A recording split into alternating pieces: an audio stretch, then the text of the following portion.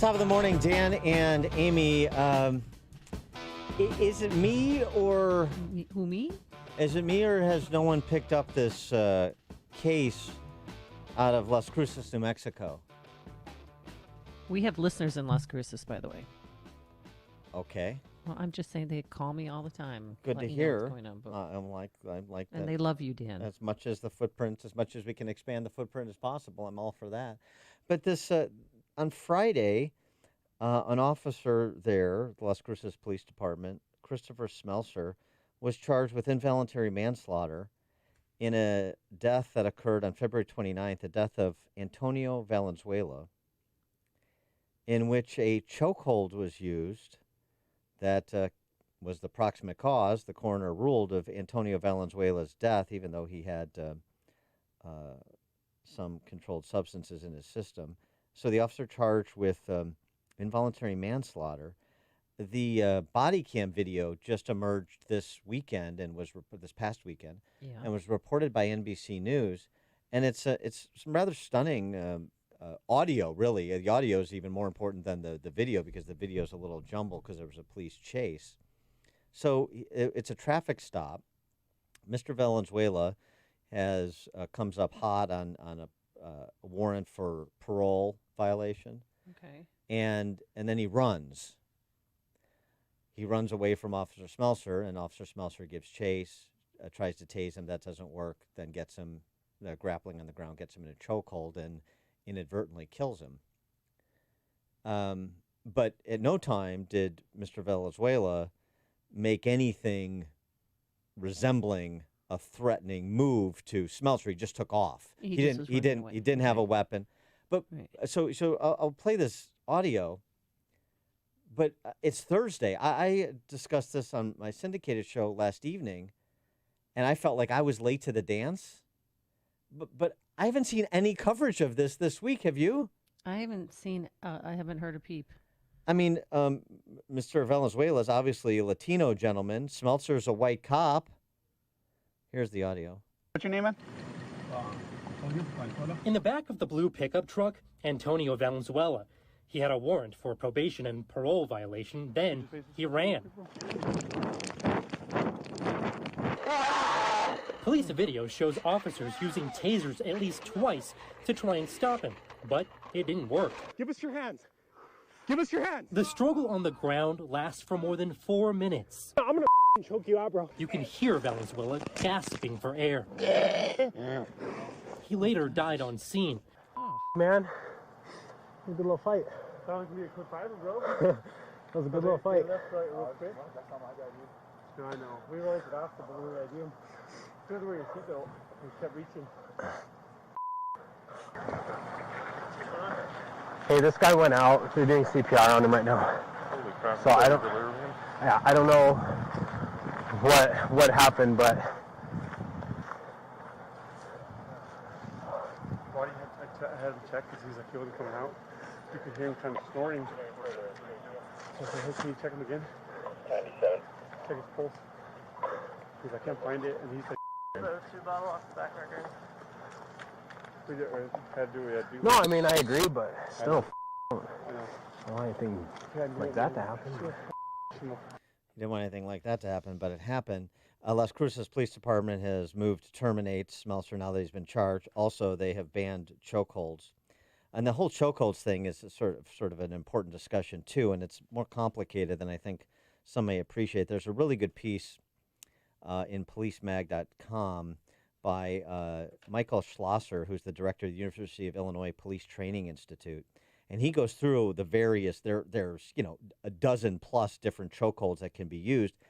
But without getting into those details, the important point he makes is because a chokehold has the potential to be lethal, Right.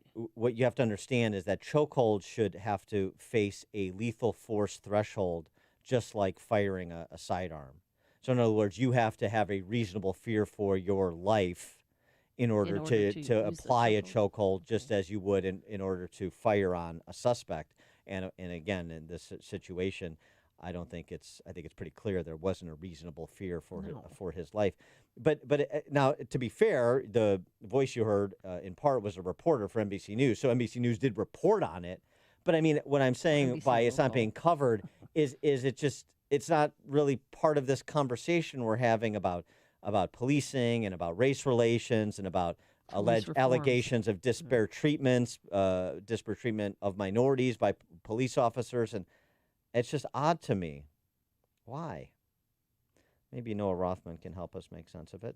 Noah Rothman, associate editor for Commentary Magazine, MSNBC and NBC News contributor, author of Unjust: Social Justice and the Unmaking of America. Unmaking of America. Noah Rothman, thanks for joining us again. Appreciate it. My pleasure. Thanks for having me. What about this New Mexico case in the context of, I know it's an older event, but for most people this is going to be new per the release of the body cam footage just over the weekend, and it hasn't entered into our larger conversation. I would think this would be an example, although it's anecdotal, that those arguing for defunding police and disbanding police or even just more generally police reform would be leveling up for additional consideration to back the arguments they're making in the wake of the George Floyd killing. Yeah, it's certainly new to me. I had not heard about this story. Of course, there's quite a lot of news to keep up with. So, Yeah. I beg your forgiveness. No, Nevertheless, I mean, I think the way you framed it sort of is the best explanation because there's so many ambiguities here. Is that that's certainly an accidental arrest-related death, an excessive use of force, necessitating perhaps a review of the rules of engagement around the use of potentially lethal force, which is the conversation that we're having in some quarters, more responsible quarters. But it's also a gray area, one that I don't think anybody would suggest would necessitate criminal charges. And if you were to apply criminal charges, I don't think anybody would think you'd get a conviction on them.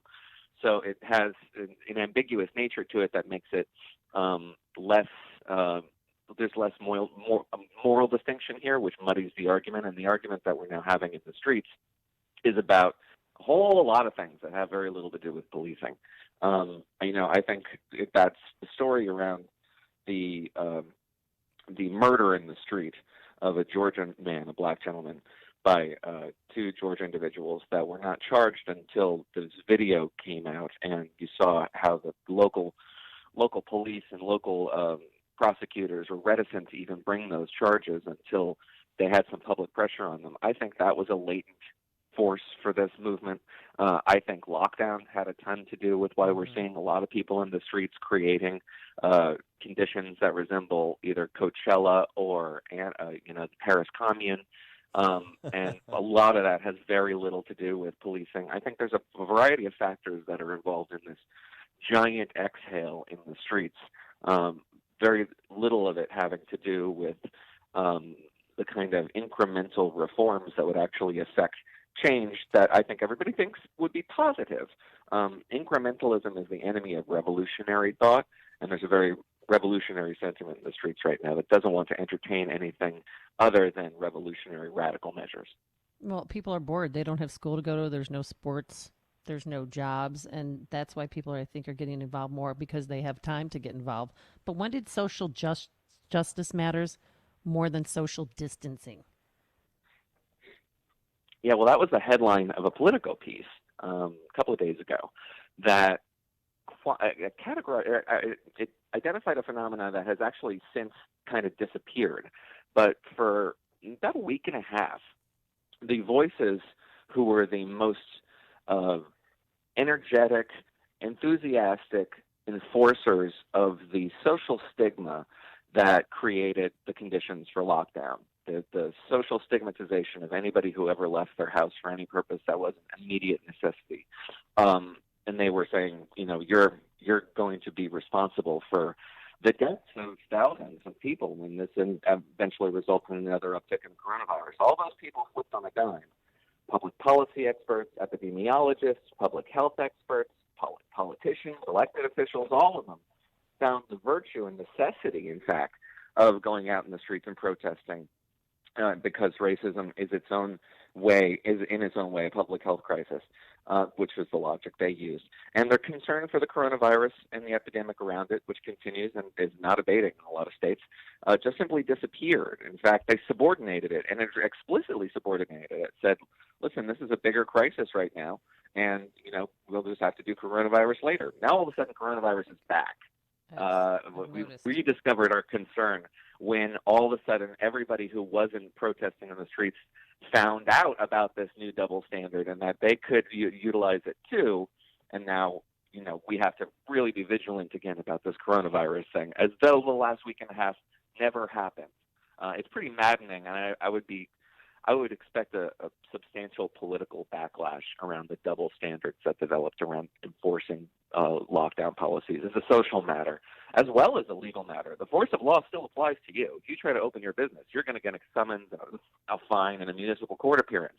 It doesn't apply if your numbers are large enough, and that's a terribly dangerous standard to set.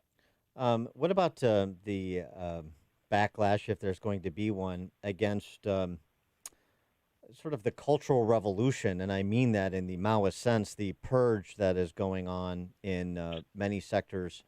I'll give you an example. A Black Lives Matter acolyte tweeting out, when you expose a racist student, you stop them from attending a university that will allow them to become a racist healthcare worker, teacher, lawyer, real estate developer, politician, etc. That was retweeted some 400,000 times, or had 400,000 likes. Andrew Sullivan picked it up, and he commented, "This is beyond chilling.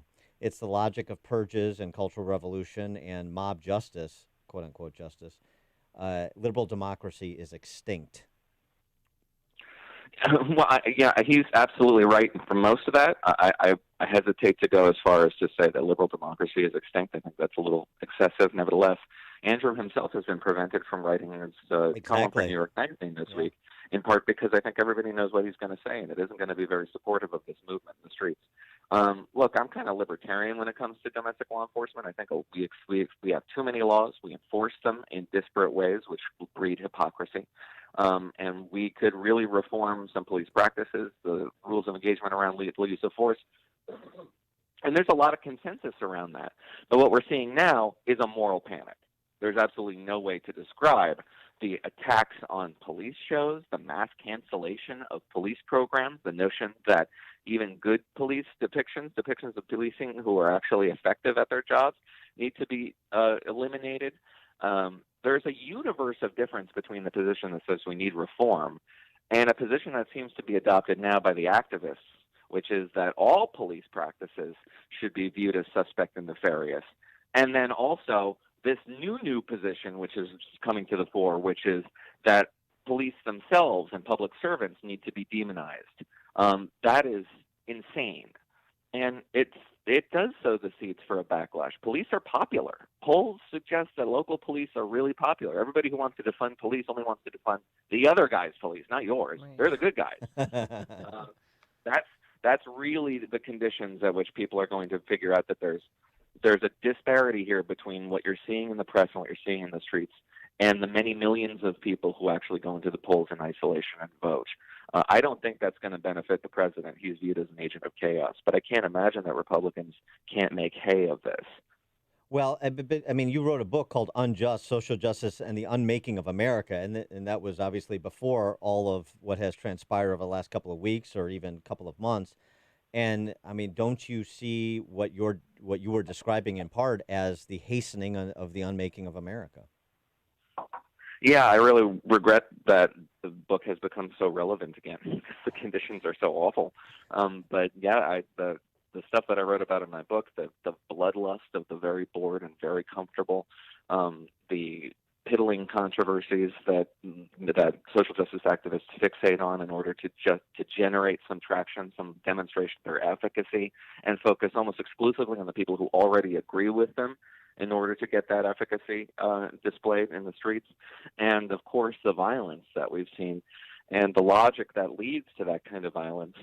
Yeah, I wrote about all of it, and it's very tragic, in fact, that it's become so relevant again. But it's good for the numbers on Amazon, I guess. So, Yeah, can't complain too much. Well, good. You'll survive the purge then. Let's hope. Noah Rothman, associate editor for Commentary Magazine, MSNBC and NBC News contributor, and author of the book we were just talking about, Unjust: Social Justice and the Unmaking of America. Noah, thanks for joining us. Appreciate it.